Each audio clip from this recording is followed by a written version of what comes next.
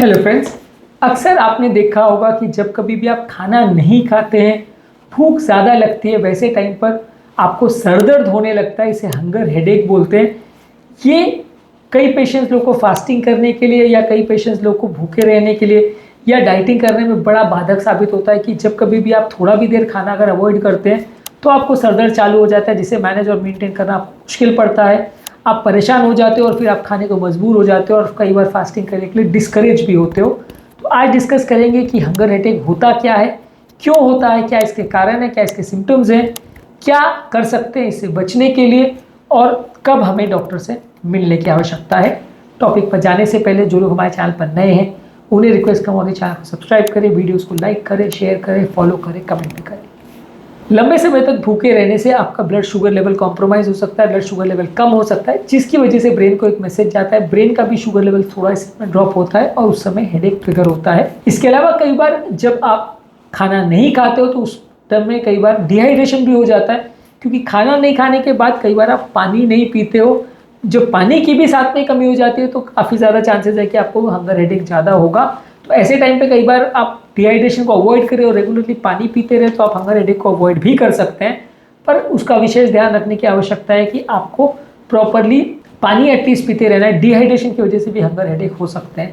इसके अलावा कई लोग को जिनको बॉडी को कैफीन की आदत पड़ चुकी है, कैफीन के लिए वो हैबिचुएटेड है, ऐसे लोग को भी हेडेक हो सकता है, क्योंकि आप जब खाना नहीं खाते हो तो उसके साथ में कई बार चाय कॉफ़ी भी नहीं लेते हो, चाय कॉफ़ी स्किप करते हो, तो उसकी वजह से कैफीन विड्रॉल की वजह से भी लोगों को हेडेक हो सकता है। तो हंगर हेडेक के 3 कारण हो सकते हैं। एक तो शुगर कम होना, दूसरा पानी कम होना, तीसरा कैफीन जो ब्रेन को आदत हो गई है वो कम होना। ये इसके इंपॉर्टेंट कारण हो सकते हैं। इसके ज़्यादातर सिम्टम्स में सर दर्द होता है जो कि धीरे धीरे बढ़ता है और जैसे जैसे आप भूखे रहते हो ये बढ़ता चला जाता है। कमज़ोरी होगी, सुस्ती होगी, कॉन्सेंट्रेट करने में दिक्कत होगा, चिड़चिड़ापन होगा, मूड स्विंग्स होंगे और आपको जब तक आप खाना नहीं खा लोगे तब तक आपको दिक्कत होगी। कई बार खाना खाने के बाद भी ये परसिस्ट करता है, खाना खाने के घंटों बाद भी आपको सर दर्द होता रहता है। तो ये कई बार मुझे भी होता है, मेरे लिए भी एक बड़ा प्रॉब्लम होता है। अपने आप में ये एक सर दर्द हो जाता है कि जब मैं वज़न कम करने के लिए फास्टिंग या इस तरह का कोई भी रेजिमेंट फॉलो करता हूँ तो ये अपने लिए हेडेक बन जाता है कि भाई करें कैसे, क्योंकि हेडेक्स चालू हो जाते हैं।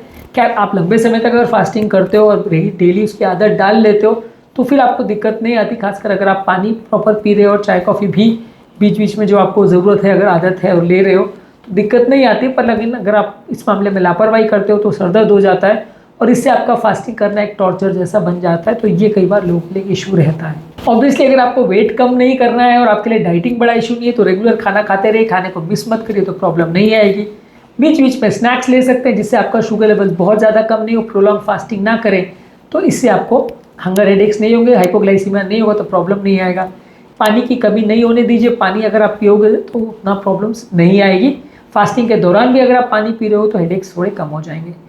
इसके अलावा ब्रेकफास्ट खासकर स्किप आपको नहीं करना चाहिए। कई बार प्रोलॉन्ग फास्टिंग इंटरवल हो जाता है कि रात को आपने खाया होता है, ब्रेकफास्ट आप स्किप कर देते हो और फिर सीधे आप लंच लेते हो तो कई घंटे का गैप हो जाता है जिसको कई बार बॉडी टॉलरेट नहीं करती है तो आपको हेडेक्स होते हैं। हाँ, आप जानबूझ के कर रहे हो तो धीरे धीरे करके अपना स्टैमिना बढ़ाइए। वजन कम करने के लिए अगर आप कोशिश कर रहे हो तो धीरे धीरे करके अपनी कैपेसिटी को बढ़ाइए। पर सडनली जब आप बॉडी को टॉर्चर करते हो और सडनली 18-20 घंटे का फास्टिंग कर लेते हो जिसकी बॉडी को आदत नहीं है तो आपको हेडेक होना काफ़ी चांस है। लंबे समय तक जब आप बार बार इसको करते हो आदत पड़ जाती है तो फिर इतनी प्रॉब्लम नहीं आती है। इसके अलावा आपको बैलेंस डाइट लेना चाहिए जिसमें फल, सब्जियां, कॉम्प्लेक्स कार्बोहाइड्रेट्स, प्रोटीन्स और हेल्दी फैट्स लेना चाहिए। इससे आपकी बॉडी को लंबे समय तक एनर्जी मिलती रहेगी और हेडेक्स कम होगा।